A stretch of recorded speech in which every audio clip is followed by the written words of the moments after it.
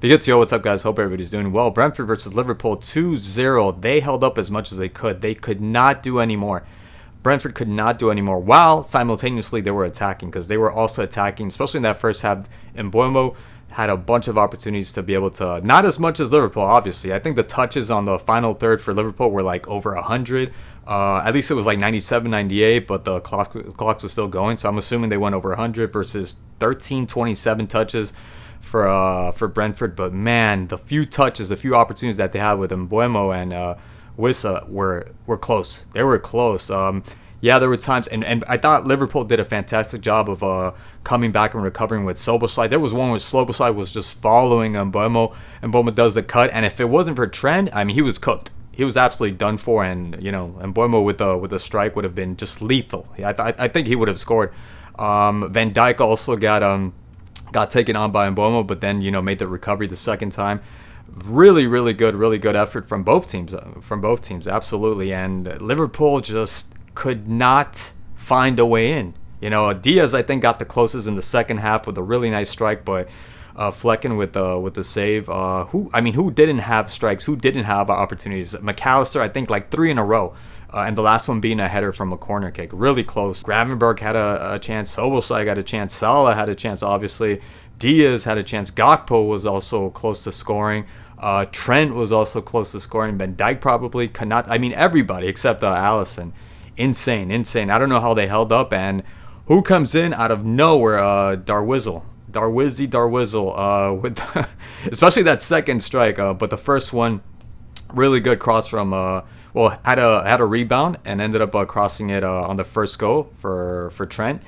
And that's the most, and I said it before with who was it, with Havertz being the most striker of strikers. That's the most striker you're going to get out of Nunez, I'm sure, the whole season, because that was a bona fide striker. That was perfect. That was flawless. I thought he was going to miss it, and everything would have told you that he would have missed that. That should have been a huge miss from Nunez, and yet it wasn't. Amazingly, it wasn't. I don't know where he pulled that from. And then the second one also. Really smart. I think Salah was a little bit frustrated because you see him doing like, oh, God. Like, he already had one goal. Like, let me get mine. Let me do mine. Come on, man. And again, just surprised the hell out of me, that's for sure. Getting that touch and then just smacking it right through the center too.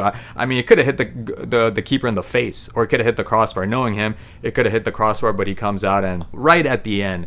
Liverpool really had no business, although they had, again, the attempts were insane. The amount of attempts and the chances that they had right at the beginning with I think that was all the way from starting with Diaz, maybe Gakpo, Szoboszlai to Gakpo, and no, to Salah, and Salah. Really good pass. He made 2 really interesting passes this whole game. And that first one was, I think it was like the 4th, 5th minute or something. And right to Gakpo. And I don't know what happened with Gakpo, the finishing touch. It was like just, he didn't really, get his foot all around the ball. He didn't really have a good touch on it.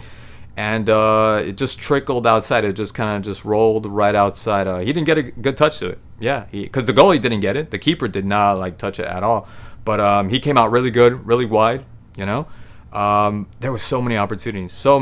But to me, those were the closest one for Liverpool. And then, like I said, Mbeumo had some shots, but nothing that... I think if they had 3 or 4 more opportunities like that, I think he would have caught one of those. And Mbeumo, he looked like he was in good form. And he was pretty much all by himself.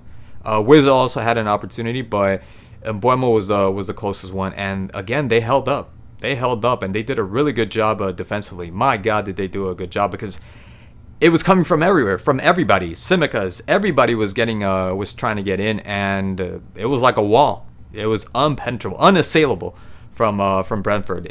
Really good job. Again, really well done from Brentford. And of course, McAllister was good. Gravenberg, the way he just peels players with that little spin that he does in the middle, he just takes off and then feeds the wings. I will say again, I have to add it. Solid, lazy, and that's fine. I'm okay with that. I still think, again, he's a legend. You're gonna blast me for this, Liverpool fans, but here's a thought experiment. How about sometimes, not all the times, you don't feed him a ball, like when you're attacking, you're countering, or you're on the break. and Salah's by himself. I mean, and then somebody else is by himself. I'm not saying if the other person's covered. No, no. If the other person, whether it be Gakpo, Diaz, Curtis Jones, Elliott, Simicas, whoever, is by himself, how about we give it to them? Because it's so predictable what Salah's going to do. He's going to try to find that second post. And he makes it obvious. He did that twice. He didn't have a lot of opportunities to be able to get himself, get shots on goal. But and I loved what he did with the two passes that were brilliant. The one that I said to Gakpo, and another one I think it was to Diaz, or maybe it was even Gakpo, like right through the half space. Beautiful. Absolutely beautiful pass. And really close. It was really close. I mean, if someone could have gave him that, then, maybe he would have, but again, I don't think so, because he's not there. All these goals have been like from from penalties, from tap-ins, just him being in the middle and rebound, a ricochet, and then he just ends up knocking it home, which is great still. I mean, he's helping out the team. I got no problem with that. But to go on and say that he's one of the best players in the world, absolutely, it's just, come on. I don't know what to call that. It's funny.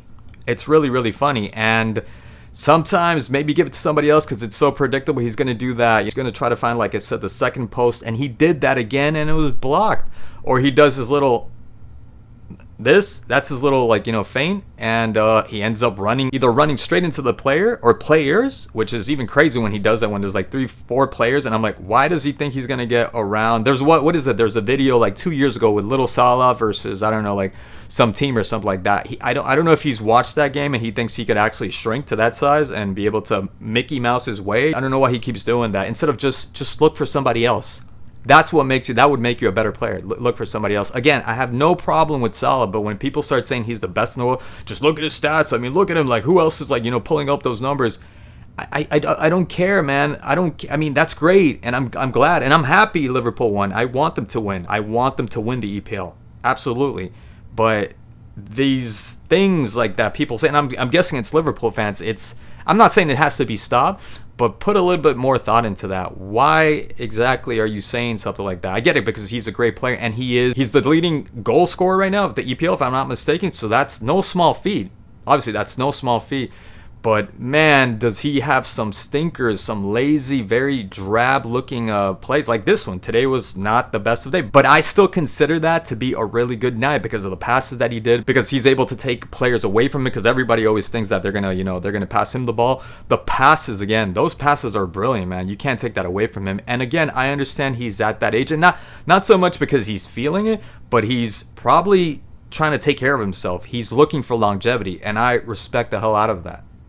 So yeah, that's again my take with Salah. I just kind of bugged me that he didn't do much in this game, and he's probably still getting praised for it. And people are just saying, no, he just had like a sort of like kind of off night. No, he didn't have a good game, and that's it. That happens. He didn't have a horrible game. That's right. He didn't have a disastrous game by no means. And then the penalty, or the not penalty, because they didn't give him a penalty. Kanate, I thought that was a handball. I'm sorry, I thought it was a handball. I don't know what the difference between that handball was and the De Ligt handball for Manchester United. I don't know what the difference was, except the distance maybe, or that it was headed towards goal, even though at the rate that was going, at the velocity, spin, charge, whatever you want to call it, mass, it was not going to get past Onana. Unless Onana was going to have a blunder of a night, was it going to get past him? So I don't understand, like, because the guy was really close to him, and there was no intention. There was no intention from De Ligt. I absolutely believe there was no intention from De Ligt. I'm not defending De Ligt. I'm not defending Manchester United because I think they're this great team or anything like that. No. Manchester United is just lost. They're lost to everybody. They're in the abyss of football. Like, they're in the graveyard at this point, right? And something special needs to be done for them to get resurrected. But that, to me, was a penalty. Should have been given as a penalty. And I would dare say if they would have scored that goal, if they would have been up by 1, I think that's the way this game was going to score. I don't think Liverpool were going to get there. I don't think as much as they have that amazing attacking force, and as many times because I do believe they were going to get there a bunch of times up in the front. But no way were they going to be able to get through that unassailable Brentford wall that was just impenetrable. Amazing defense from Brentford. So that could have really changed the whole game. And I think it would have stayed. It's safe to say that it would have stayed 1-0. Anyways, guys, that's all I got for today. Thank you so much for watching, and I'll catch you guys in the next one.